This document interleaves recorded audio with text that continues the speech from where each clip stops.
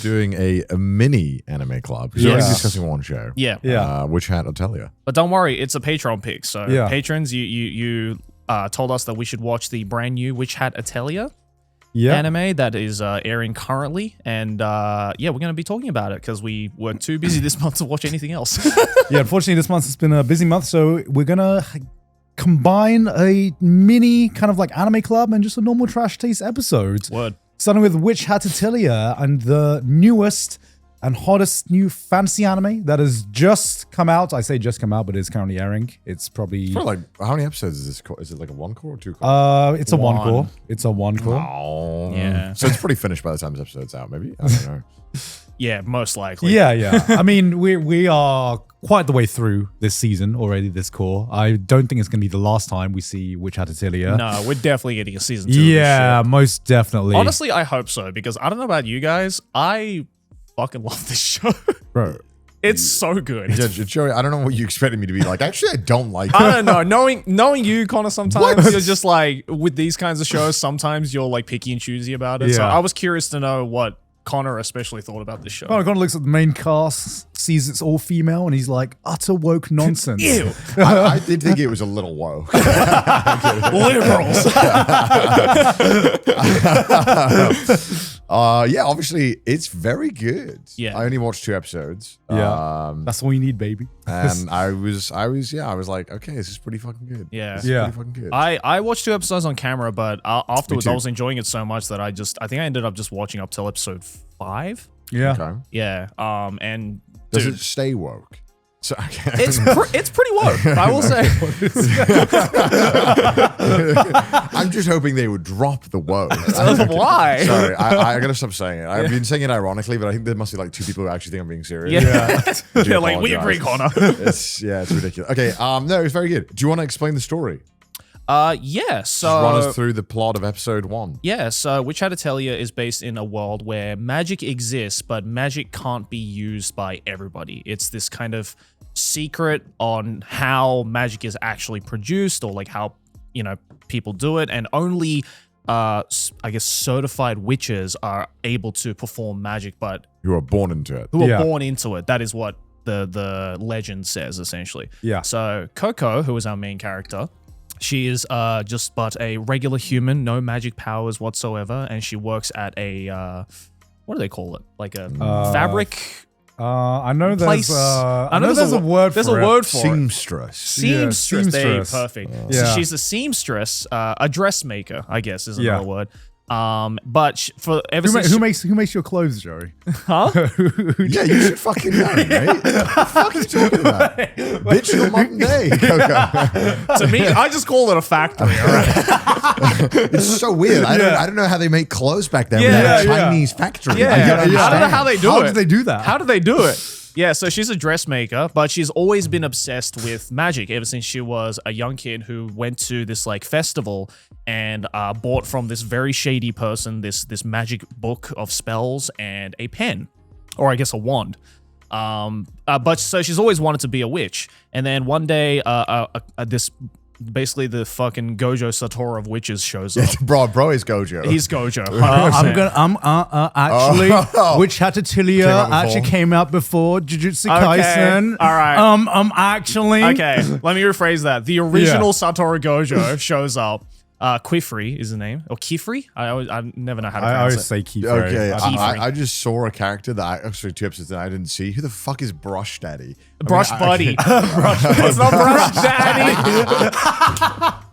Brush Daddy. That's the upgraded scrub Okay, daddy. okay. I was like, Brush Daddy? Ooh. No, Brush. Okay, sorry. Yeah, Okay. Brush Buddy appears in episode 3, by the way. Yeah. So Kifri shows up, who is this witch, and I guess he's some stuff happens where like Kifri's like, all right, don't worry, I can fix your problems with magic, but you have to make sure, Coco, that you don't watch how I do it because it's a secret. Coco's like, bet, I'm not gonna follow that. So she sees Kifri, doing his magic, and then she realizes, oh my god, it's not a thing that people are necessarily born with. It's about the tools that you use, because magic is produced by writing sigils using magic ink and a magic pen. So she's like, oh fuck, anybody can use magic. It's just kind of a secret. So she tests it out at home with the book that she got. accidentally, I guess, uses a forbidden spell and just straight up kills her mom. Yeah. I was quite shocked. I did Yeah. not It was expect shocking. that. It was really, really shocking. Yeah, there is that moment where Kiefer is like, "Did you write anything in the Book of Magic?" Kiefer asked calmly, It's legit that. and just fucking drops her down. Yeah, as it's it happens. like, yeah. So basically, Kifri is like, look, you've just figured out the forbidden technique, and so as a witch, I have to either delete your memories, I have to Men in Black you, or you have to be an apprentice for me. Mhm. And because Kifri is not a psycho, he goes, all right, come back to my atelier. I will make you a certified witch. And that's basically the start of the whole series, because I guess the whole subplot. I don't think he wants to make you an apprentice but he wants to know. It's implied that he's trying to learn something about this book. Yes. This forbidden book. Yeah, the subplot is that the I guess the mysterious witch that Coco bought the book and the pen from originally is part of some kind of like evil witch organization that Kifri and the other witches are trying to hunt down. So basically, he's like, I can use her if I turn her and keep her memories intact, then I can get some kind of clues to figure out who this guy is that had the forbidden magic book. Yeah, and it's essentially that story. Coco becomes an apprentice of Kifri, meets up with the other witch apprentices like Tetia and Riche and what's the other one? Custis? Agate? Agate, that's it. Yeah. Sorry, Agate. And yeah, basically learns the ways of magic, and it is incredibly cute and incredibly wholesome. I feel like we're the bad guys What do you mean? in this universe. I think we're the bad guys. Who's we? Who's we? Kifri and Coco. I think we're the bad guys. Wait, what is this? What is this we? Yeah, why are you getting us involved? I'm watching. I'm part of the team. I'm part of the We're squad. not part of the apprentices. I'm part of this squad. I'm following them. And I feel like my hand is up. I'm like, guys, I think we might be the bad guys. Wait, so you reckon Kifri's the bad guy? I think we're the bad guys. Why do you think he's the bad guy? Okay, so one of the main things in this show that I found really interesting was that magic used to be accessible to everyone. Okay. And then it turned out because anyone can just write shit on a paper, free speech, I guess. Obviously, humans couldn't be trusted with it. Yeah, because it started wars. Yeah, it started a bunch of wars and whatnot. And then now magic is almost a secret amongst For the privileged. for the privileged. For the privileged. For the And you're against that, the Connor? people who are born into it.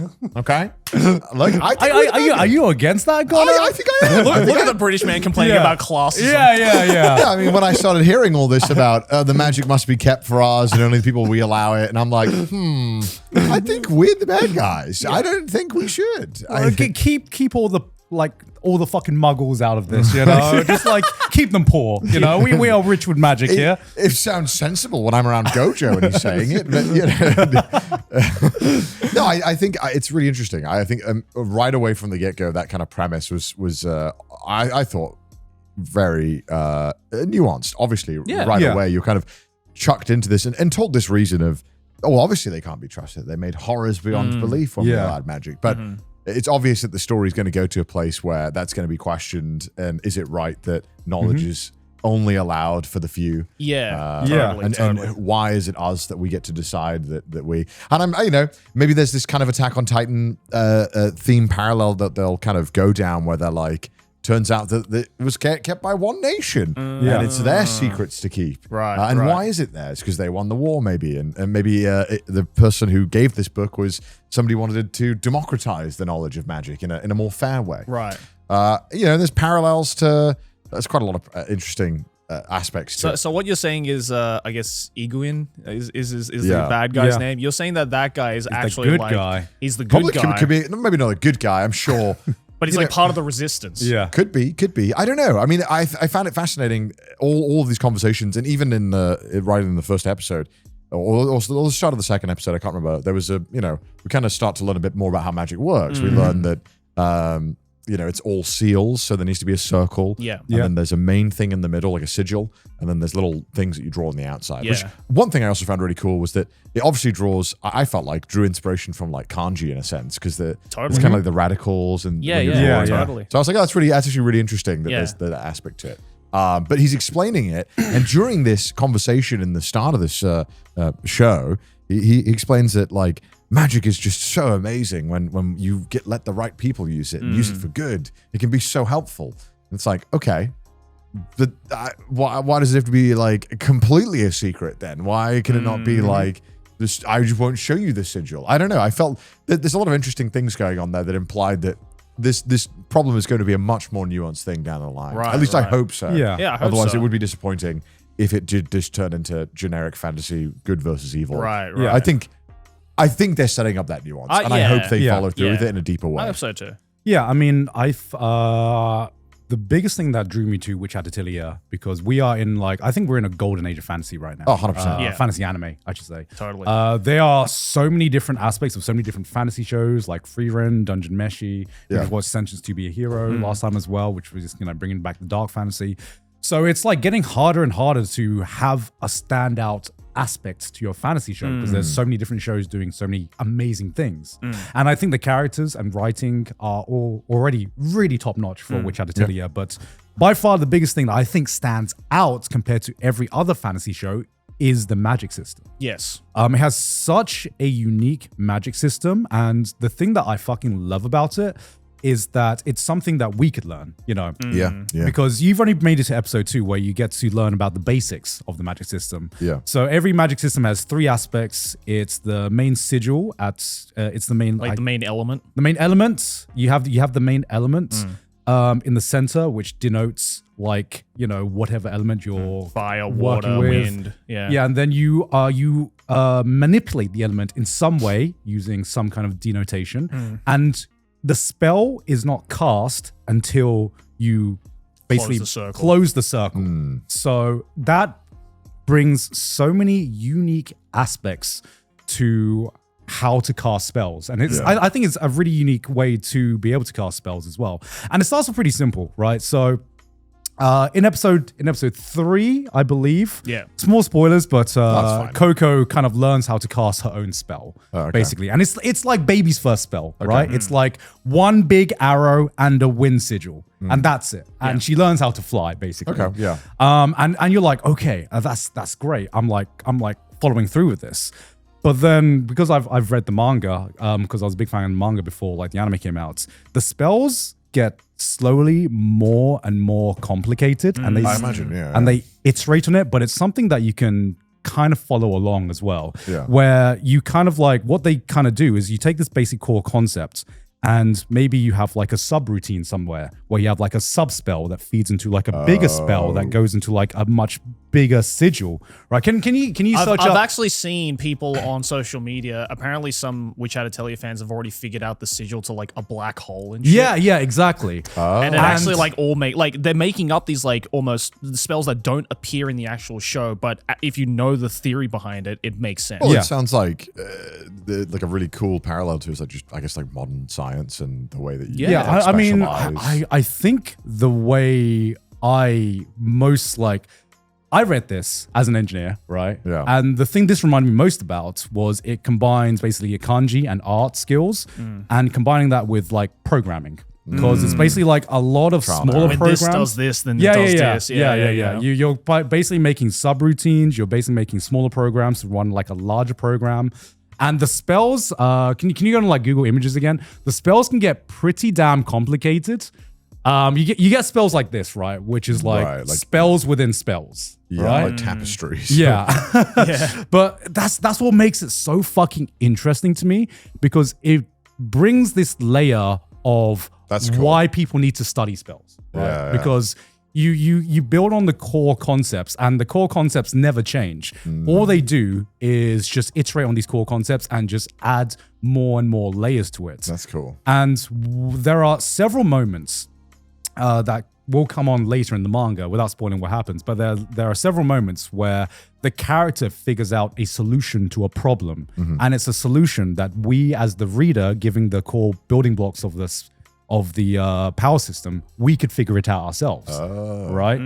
That's cool. So this is a power system that gives you the building blocks and plays around with it within its world, but it's plays around with it in a way that we can all understand. It's almost like you can figure it out before the main character. Yeah. It's not just like arbitrary No. kind of like power. Yeah. No. That's really interesting. And that's one thing that I found, like you said, because you've always talked about the show, or this manga.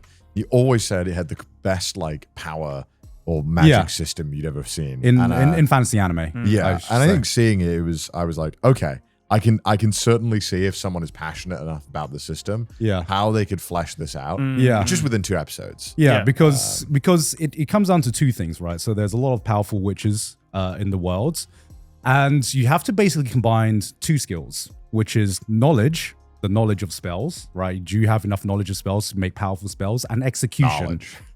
Knowledge and execution. So imagine you're in the middle of a fight. You need to fucking draw this shit on the fly. And they have like a lot of useful tools to basically help witches basically, cast spells on the fly. So basically, one of the tools I thought was very interesting is every witch carries a notebook with like pre-written spells, right? Of course. But where all you need to do to complete the spell is just draw a circle and you cast it.